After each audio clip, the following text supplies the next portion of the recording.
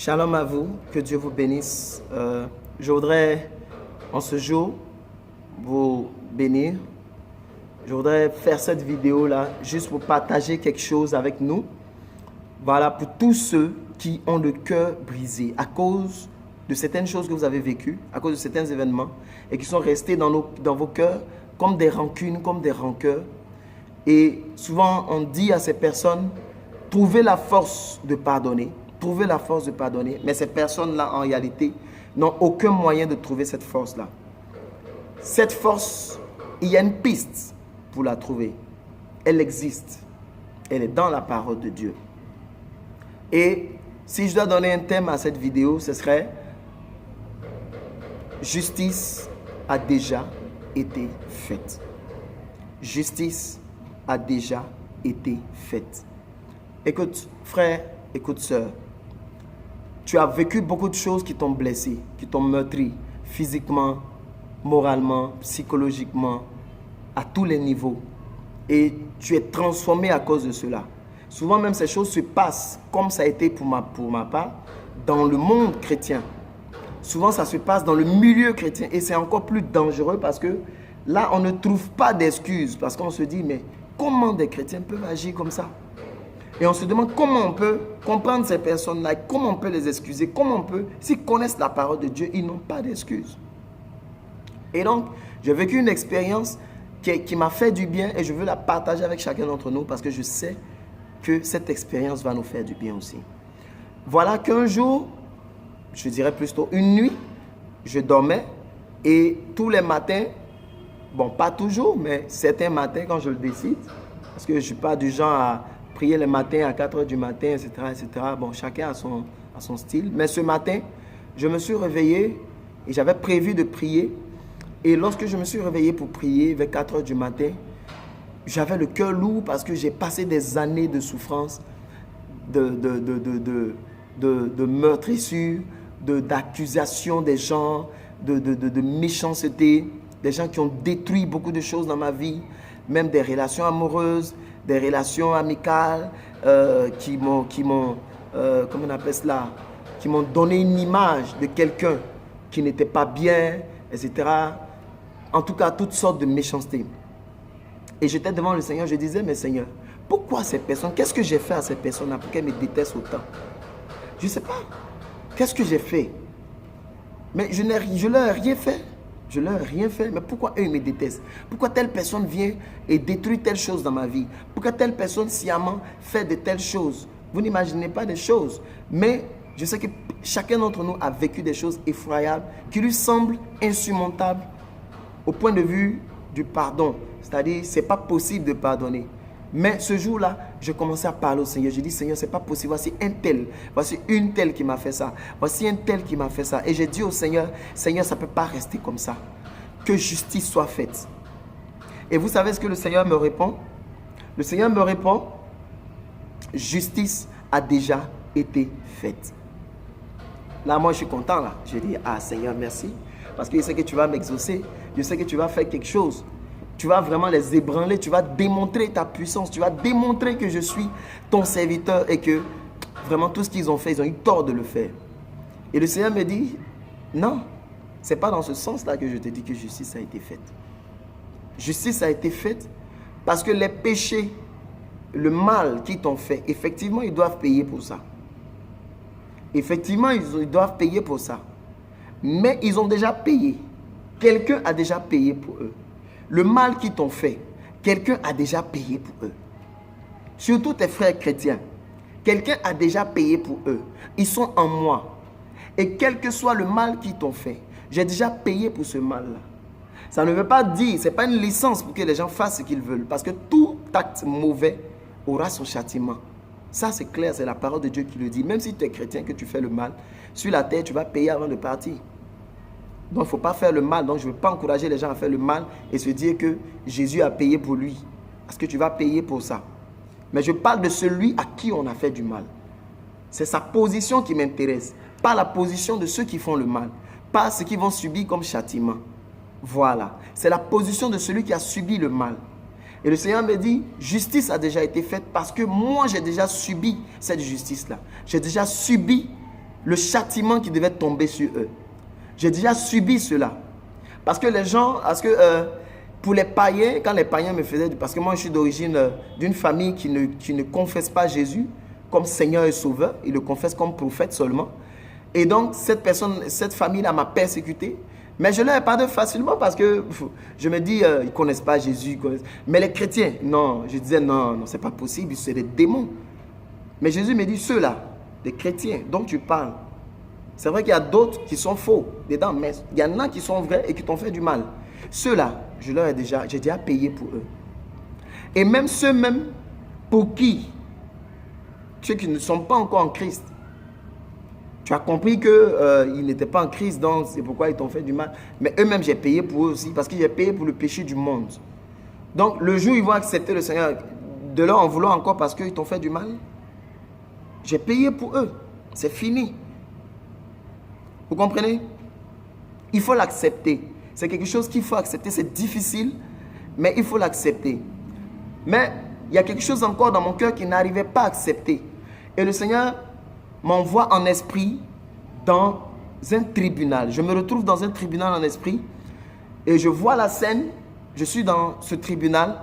Je vois le juge qui est assis en robe de juge, robe noire, avec tous les attributs, les apparats de juge. Et il était vieux.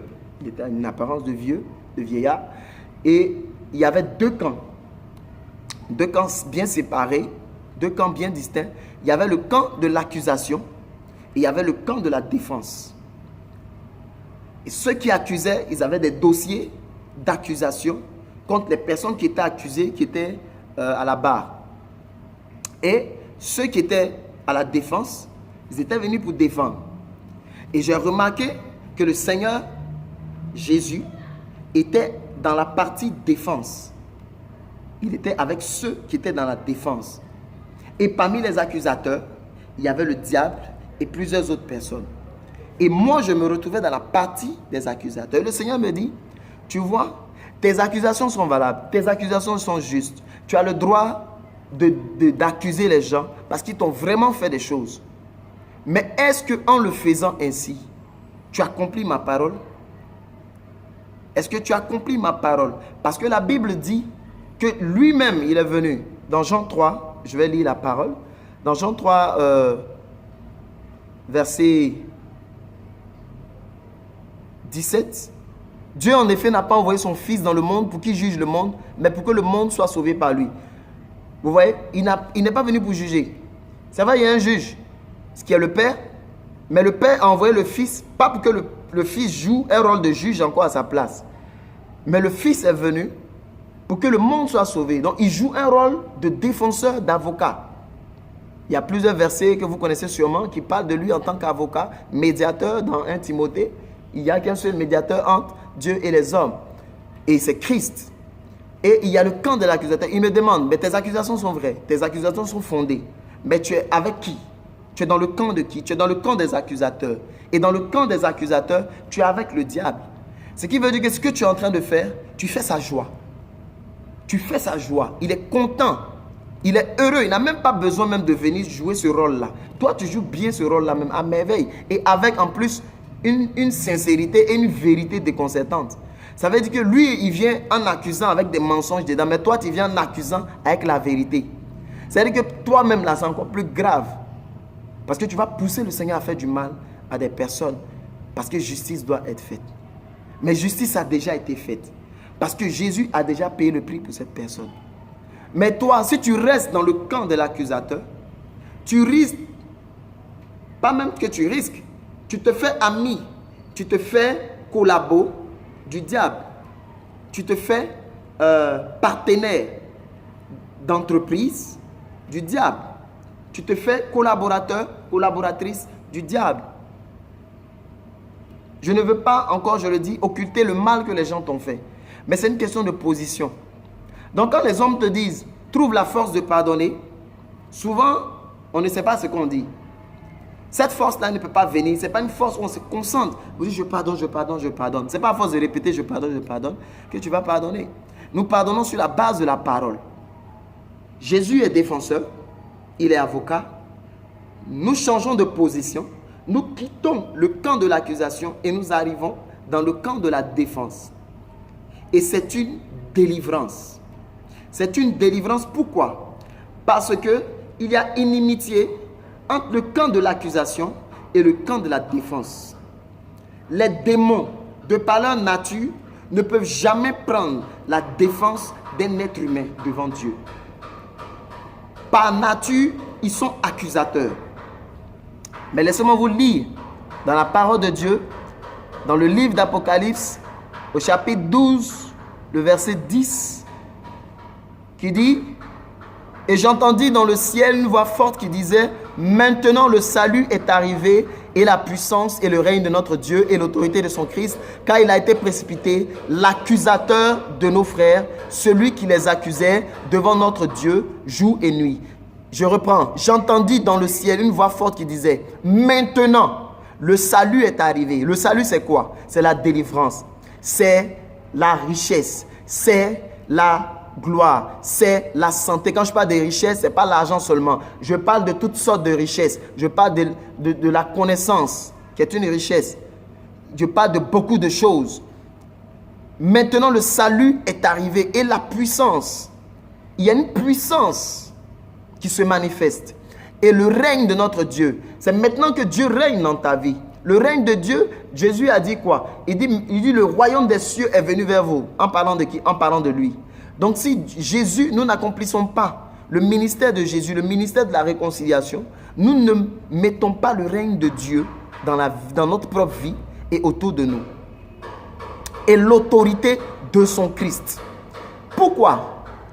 Parce que, conjonction de coordination, qui a la même valeur que parce que il a été précipité. Parce que qui a été précipité? L'accusateur de nos frères. Et le thème accusateur ici montre bien son rôle. Il a été précipité, l'accusateur de nos frères, celui qui les accusait devant notre Dieu jour et nuit. Donc maintenant, il les accusait, même maintenant c'est toi qui vas les accuser. On utilise ça à l'imparfait. Il les accusait. Maintenant, qui va les accuser? C'est toi qui vas les accuser? Non, ne joue pas ce rôle. Sors de ce rôle. Précipite-le. Sors. Si tu ne veux pas quitter le camp des accusateurs, tu seras précipité avec lui. Parce que toute personne qui accuse devant Dieu est précipitée. Parce que Christ est venu pour que le salut arrive.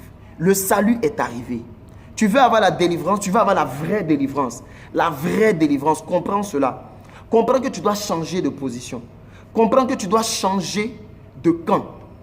Comprends que tu dois changer seulement de position. Il y a inimitié. Les démons ne pourront pas te trouver dans le camp de la défense.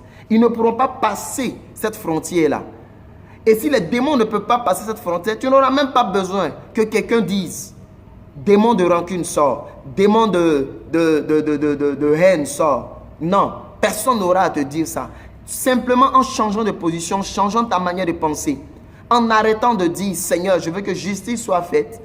En comprenant que justice a déjà été faite, que le Seigneur a déjà payé pour ces personnes-là, et que tu ne dois pas jouer le rôle de l'accusateur, le salut arrive dans ta vie. La délivrance arrive dans ta vie. Et tu verras simplement la puissance de Dieu libérer ton cœur. Il y a une puissance là-dedans. Il y a une puissance dans la parole de Dieu. Il y a une puissance dans la foi. Il y a une puissance à croire que Jésus a payé le prix pour nous. Donc je voudrais, mon frère et ma soeur, en ce jour d'aujourd'hui, partager cette expérience avec toi, ce tribunal où le Père, le juge, notre Père, le Père céleste qui était assis, et le diable qui accusait, le camp du diable et le camp de Jésus. Tu ne peux pas être au milieu. Il y a inimitié entre les deux camps. Soit tu choisis d'être dans le camp de l'accusation, soit tu choisis d'être dans le camp de la défense. Si je peux te donner un conseil, choisis le camp de la défense. Le camp de Jésus. Sois médiateur entre Dieu et les hommes. Parce que Christ vit en toi. Christ vit en toi. Christ vit en toi. Ne laisse pas la rancœur, ne laisse pas la douleur, ne laisse pas le prix de la rançon, le prix à payer, te faire dévier de ce à quoi le Seigneur t'a appelé. Le Seigneur t'a appelé à quelque chose de plus grand que ces choses-là. Tu as la responsabilité de croire en ce que le Seigneur te dit. Tu es médiateur. Tu es dans le camp de la défense. Si tu vis, ce n'est plus toi qui vis, mais c'est Christ qui vit en toi. Donc laisse Christ vivre en toi. Laisse-le défendre la cause de ceux-mêmes qui t'ont fait le mal. Pardonne. Trouve la force dans cette parole-là.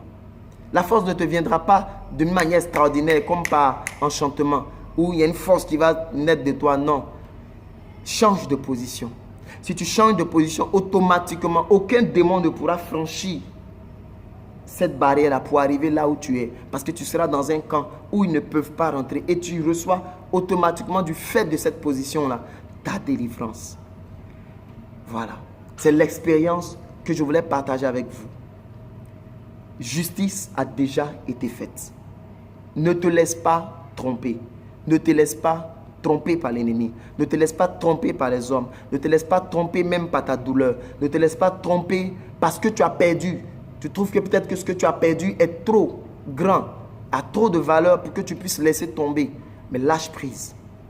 Tu l'as perdu, c'est vrai. Mais tu n'as pas perdu celui qui vit pour l'éternité, Jésus.